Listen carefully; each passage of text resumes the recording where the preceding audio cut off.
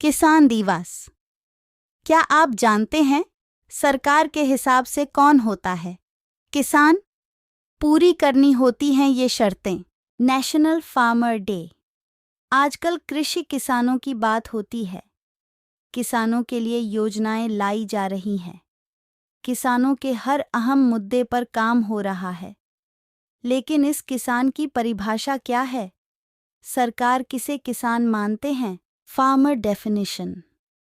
आज के आधुनिक दौर में पूरी दुनिया किसानों की अहमियत समझने लगी है।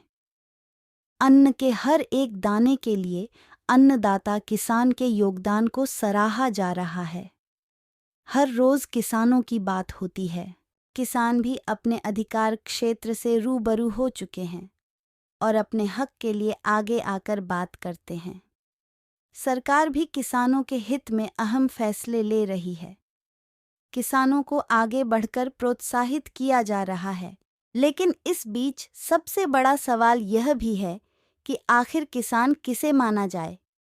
हालांकि ये कोई विवाद का मुद्दा नहीं है, लेकिन जब भी किसानों के हक की बात होती है तो ये पहला सवाल है जो हर किसी के दिमाग में आता है कि आखिर किसान कौन है? किसान बनने के लिए क्या काम करना होगा? किसान का क्या रोल है? क्या हम भी किसान बन सकते हैं? इन सभी सवालों के बीच सबसे बड़ा सवाल, सरकार के हिसाब से कौन होता है किसान? वैसे तो देश की ज्यादातर कृषि योजनाएं और नीतियां खुद की जमीन पर खेती करने वाले किसानों के लिए ही हैं। लेकिन क्या सरकार इस क्षेत्र से जुड़े लोगों को भी किसान का दर्जा देती है? इस आर्टिकल में आप यही जानेंगे। क्या है किसान की परिभाषा? ये सवाल इतना भी पेचीदा नहीं है। जो कोई अन्न की अहमियत समझता है, उसके लिए अन्नदाता की परिभाषा समझना भी आसान होता है। वैसे को किसान सिर्फ हमारा पेट ही नहीं भरते। इनके जीवन पर एक नज़र डालें तो संघर्षों के बीच आशा के साथ सरलतापूर्वक जीवन जीने का सलीका भी किसान से सीख सकते हैं। किसान वही है जो अच्छे परिणाम की उम्मीद में अन्न उपजाते हैं। कभी अच्छा उत्पादन मिल जाए तो त्योहार, और यदि नुकसान हो जाए तो दोबारा हिम्मत बांधकर खेत खलिहानों में पसीना बहाने पहुंचा जाते हैं। साल 2020 23 सितंबर को लोकसभा में भी एक ऐसा ही सवाल उठा कि सरकार किसे किसान मानती है। उस समय एमपी सतीश चंद्र दुबे के सवाल पर कृषि मंत्री नरेंद्र सिंह तोमर ने किसान की परिभाषा पूरे देश को बताई। सरकार के हिसाब से कौन होता है किसान? केंद्रीय कृषि एवं किसान कल्याण मंत्री नरेंद्र सिंह तोमर ने पूरे सदन के माध्यम से देश को बताया कि किसान वो व्यक्ति है जो सक्रिय होकर आर्थिक या आजीविका गतिविधियों के लिए फसल उपजाता है, प्राथमिक कृषि उत्पादों का उत्पादन लेता है। राष्ट्रीय किसान नीति 2007 का हवाला देकर कृषि मंत्री ने बताया कि किसानों की श्रेणी में सभी भूजोत व खेती, कृषि मजदूर, बटाईदार, किराएदार, पोल्ट्री किसान, दुधारू पशुपालक, मधुमक्खी पालक, बागवानी, चरवाहे, गैर व्यावसायिक बागान मालिक, बागान मजदूर, सेरीकल्चर, रेशम कीट पालन, वर्मी कल्चर, केंचुआ पालन और कृषि वानिकी से जुड़ा हर व्यक्ति इस परिभाषा में आता है। इतना ही नहीं, किसानों की श्रेणी में आदिवासी परिवार या खेती के साथ संग्रहण आदि का काम करने वाले लोग भी शामिल हैं। माइनर और नॉन टिम्बर फॉरेस्ट प्रोड्यूस का इस्तेमाल और बिक्री करने वाले भी किसानों की गिनती में आते हैं।